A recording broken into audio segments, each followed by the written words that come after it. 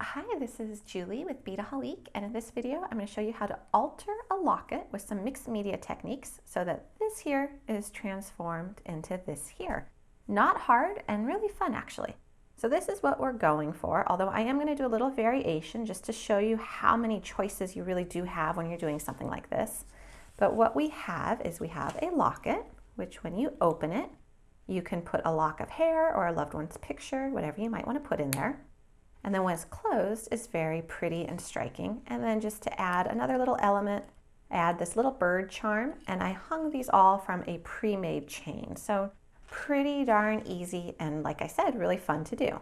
So our ingredients are, first off, this locket. So see what that looks like.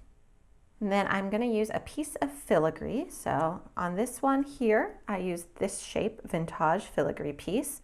And I used Verdigris patina along with Opalite patina. But on this one, to add a little variety, I'm going to use a leaf-shaped filigree. Then I'm going to use a lucite cabochon. So, of course, we'll center those better when we actually do this. And then the little charm is this bird charm, and you can see I've actually altered that a little bit with my paint pen. So I popped out the detailing with the paint pen and also brightened the whole bird. So a couple different things we're going to do here. So the supplies you're going to need the locket, you're going to need a little piece of filigree, you're going to need the cabochon, the little charm, you can use whatever charm you want, or you might just want to leave it off and have the locket, totally up to you. Then you're going to need 2 colors of patina, and for this one I'm going to do a ruby base, and then for the filigree I'm going to use jade, and then I'm also going to need the glaze, which I'm going to use as a patina extender in this case, so that you can see here it has more of a milky wash look to it where you're still seeing some of that scroll detail beneath. So that's what I'm going to do with the glaze. You're going to need some E6000 glue to glue your pieces together. The gold leafing pen, this is by Krylon, so we're using that for our accents here and as well as our little birdie. And then if you were going to put these all together in a necklace like I have done here, you would just need a pre-made necklace chain in antique brass and then a couple jump rings. Then we're going to use a chain nose plier for this project. We're going to use a disposable paintbrush. I've got my little cup of water here. Some paper towels are handy, a glove, and then just a little tool to use as an applicator for the E6000. And I'm also going to bring over a piece of plastic to work on. So patinas, if you're not familiar with them, they're by Vintaj, and they were made specifically to work on metal, which is really nice and handy, especially for this project. So I'm going to put my inspiration piece up top here, scoot these guys over so I have a work surface, and I'm going to start by painting my locket. So opening it up, laying it flat like so, and now I want to do the base in ruby. So I'm going to shake it up, open it, and just put a little bit on my plastic. And then, like I mentioned, I do want this to be more of a wash, so I'm going to add some glaze. And I'm going to use more glaze than patina.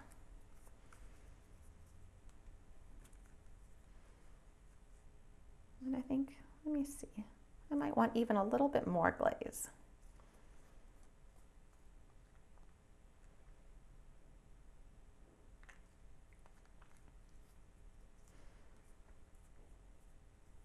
Mix that up, and then I'm just going to paint it over the top of my locket. There we go. And because we thinned it out with the glaze, the pattern below is still showing through, which is nice.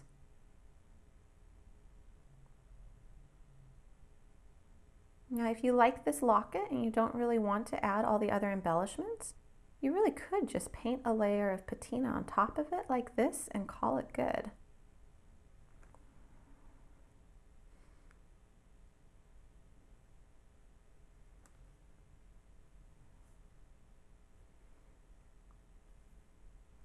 Okay, so I'm going to let that dry. Now this is a disposable paintbrush, but I'm going to use it for both my patina projects here. So I'm just going to go ahead, rinse that out. Now I do want to go ahead and put this leaf on top, and I brought my chain nose plier because the top of the locket is just slightly curved. So I want my leaf to be just slightly curved as well. So I'm just taking the pliers, grabbing the side of it, and ever so slightly curving it. Now, if I was smart, I would have lined this up on my locket before I painted it, but I'm just going to line it up on the back just to make sure it fits a little bit better. There we go.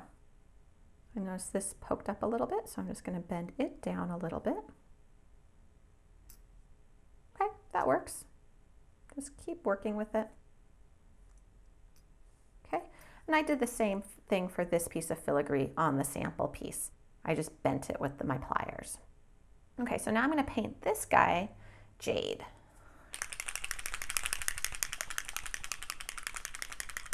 Gonna make sure my paintbrush is good and dry. And then on this one, I'm not going to be using the glaze.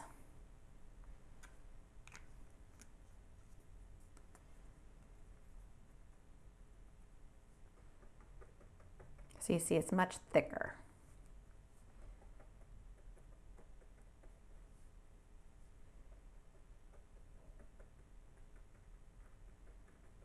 Now I am doing more of a dabbing technique, and that's really to try to get into those holes because it does have a lot of open work holes.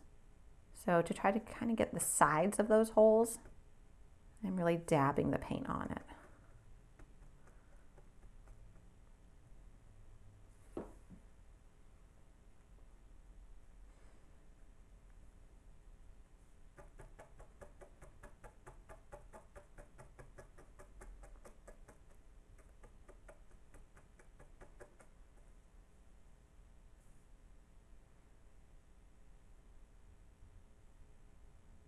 Now, if you'll notice, I'm going to scoot this guy over.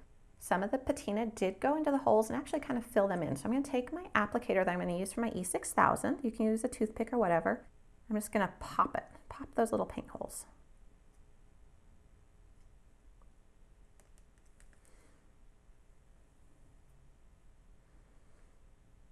Now I like it that a little bit of that darker brass is still showing through, but if you want it to be completely solid, you can just go ahead and let this dry for about 15-20 minutes and paint another coat on top of it of the jade.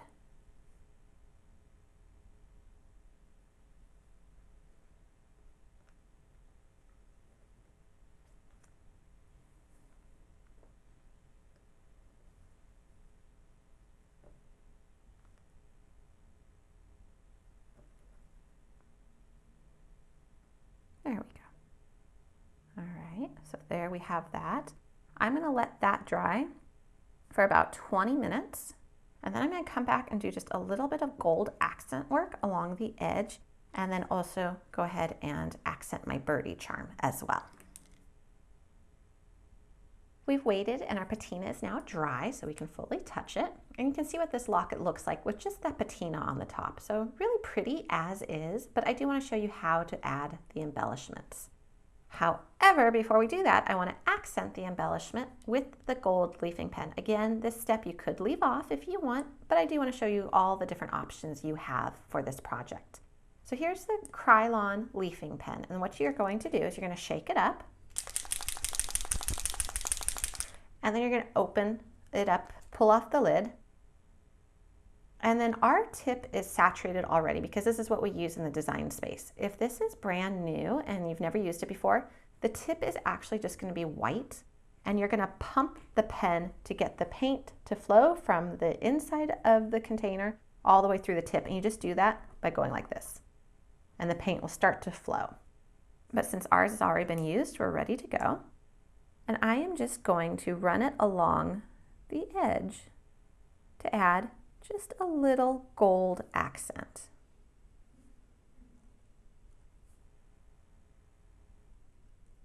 There we go. I don't want to do too much.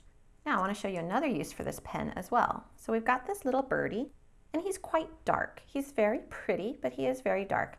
Now I could have used a Vintaj relief block on him, which we have another video for, which will show you how to make some of his features pop. But if you don't have that and you're doing this project where you've already got your pen, I want to show you how to accent him with the pen. So I'm going to put on a glove.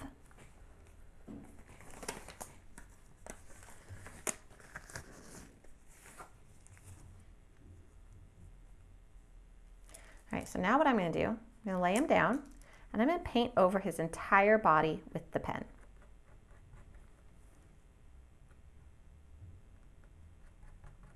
And before it fully dries, I'm just going to take him in my hand and rub some of that paint off.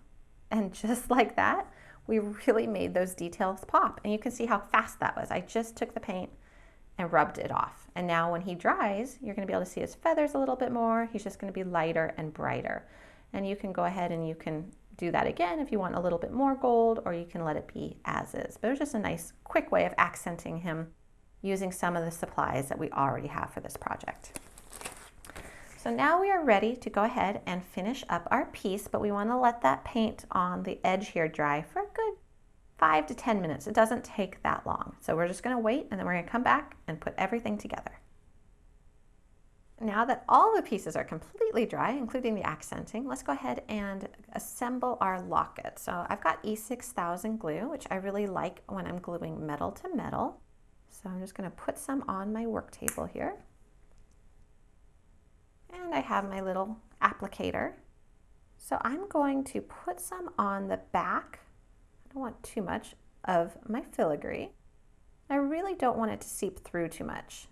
At the same time, I've already decided where I'm going to place my little plastic cabochon, so I'm going to put more right there. So if it does seep through, it's going to be covered with the little flower. So now I'm going to put this on my locket. And you can see that seeping through right here, but that's okay. All right, so now let's go ahead and put some on the back of our flower.